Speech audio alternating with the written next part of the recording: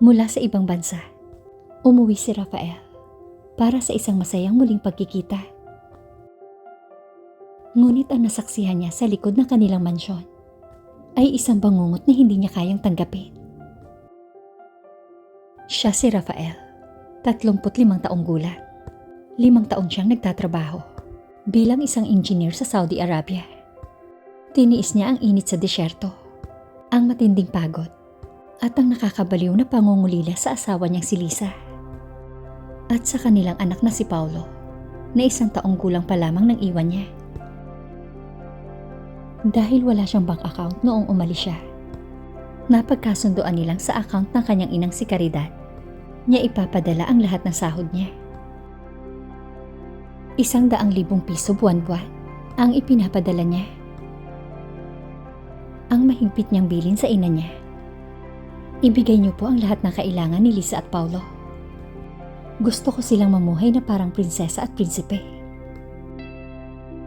Tuwing tatawag si Rafael, palaging sinasabi ng kanyang ina at kapatid na babae na nasa mall si Lisa, nagsa-shopping at nagpapaganda sa salon, kaya hindi makausap. Dahil sa pagod sa trabaho at tiwala sa kanyang sariling ina at kapatid, naniwala siya sa mga ito. Ipinatayo niya rin ang isang malaking mansyon mula sa kanyang ipon.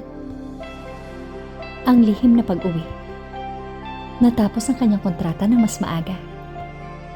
Sa halip na ipaalam, nagdesisyon siyang umuwi ng lihim. Gusto niyang makita ang gulat at saya sa mga mata ng kanyang mag-ina. Bitbit niya ang mga mamahaling tsokolate, alahas para kay Lisa, at napakaraming laruan para sa 6 na taong gulang na niyang anak. Pagbaba niya sa airport, dumiretso agad siya sa kanilang subdivision. Nang makarating siya sa tapat ng kanilang malaking mansyon, nakita niyang nakabukas ang mga ilaw sa sala at may malakas na musika. Mukhang nagdaraos ng party ang kanyang ina at kapatid na si Beverly, kasama ang kanilang mayayamang kaibigan. Upang masurpresa sila, nagpa siya si Rafael na pumasok sa likod ng bahay. Dumaan siya sa maliit na gate, malapit sa dirty kitchen. Ang nakakadurog na eksena. Madilim sa likod ng bahay. Habang naglalakad siya sa pasilyo, nakarinig siya ng mahinang hikbi at boses ng isang bata. "Mami, gutom na po ako. Gusto ko ng chicken sa loob." Umiiyak na bulong ng isang maliit na boses. "Shh! Huwag ka maingay, anak. Baka marinig tayo ng lola mo at sakta na naman tayo. Heto, kainin mo na to. Hinugasan ko naman yung kanin na panis para mawala ang asim." Sagot ng isang nanginginig na boses ng babae. Bumilis ang tibok ng puso ni Rafael. Pamilyar ang boses na yun.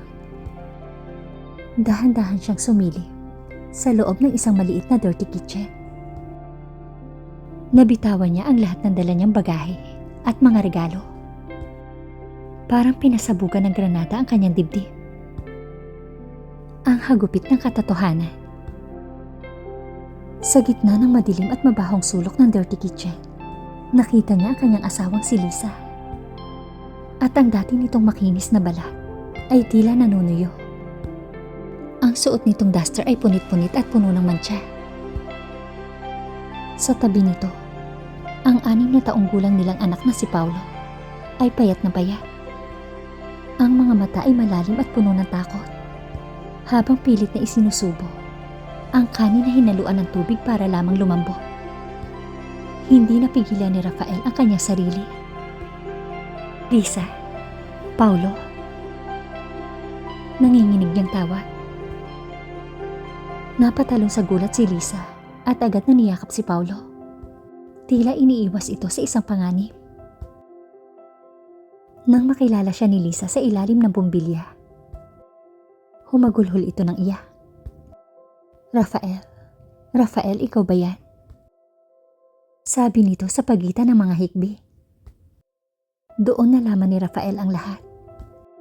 Sa loob ng 5 taon, hindi pala ibinibigay ng kanyang ina at kapatid ang kahit 1 sentimo sa mga ito. Ginawa ng mga itong katulong si Lisa. Pinatira sa dirty kitchen at pinakain lamang ng mga tirang pagkain na itatapon na sana para sa aso. At ang 100,000 pesos na ipinapadala niya buwan-buwan ay ginagamit ng mama niya at kapatid para sa kanilang luho at pagsusugal at pagpapakitang tao sa kanilang mga kaibigan. Ang paghaharap sa mansyon. Bitbit ang galit na tila bulkang sasabog. Kinaladkad ni Rafael ang kanyang mga bagahe at pumasok sa main hall ng mansyon. Nagulat ang lahat ng mga bisita. Ang mama niya at kapatid na nakasuot ng mamahaling gown at alahas na galing sa kanya pinaghirapan ay napatayo at namutla nang makita siya at ang dugyot na mag-ina niya na nasa likuran niya. Rafael, anak, bakit hindi ka nagsabi na darating ka? Pilit nang ngumiti ang kanyang ina habang sinusubukang lumapit. Huwag kang lalapit, ma. Malamig na sabi ni Rafael. Inihagis niya sa harap ng mga ito ang dala niyang resibo mula sa Saudi. 5 taon akong nagpakamatay sa trabaho para bigyan kayo ng magandang buhay. Pero ang sarili kong asawa at anak ay ginawa niyong hayop sa sarili kong bahay.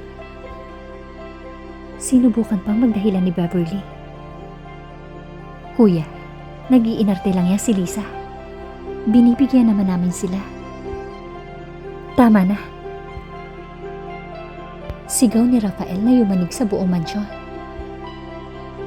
Lahat ng nakikita niyo dito, ang mga alahas ninyo, ang mansyong ito, lahat ng ito ay sa pangalan ko. Simula sa gabing ito, wala kayong matatanggap kahit 5 mula sa akin. Pinalayas ni Rafael ang kanyang ina at kapatid sa mansyon sa harap ng kanilang mga kaibigan upang maranasan ng mga ito ang kahihiyang ibinigay ng mga ito kay Lisa. Ipinakulong niya rin ang mga ito dahil sa pagnanakaw ng pera at pagmamalitrato sa bata at sa kanyang asawa. Dinala niya sina Lisa at Paulo sa pinakamagandang ospital para maasikaso ang kalusugan ng mga ito.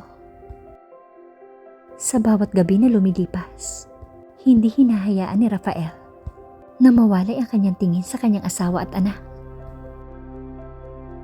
Ang mansyong dati ay simbolo ng paghihirap ay naging tunay na tahanan na puno ng pagmamahal.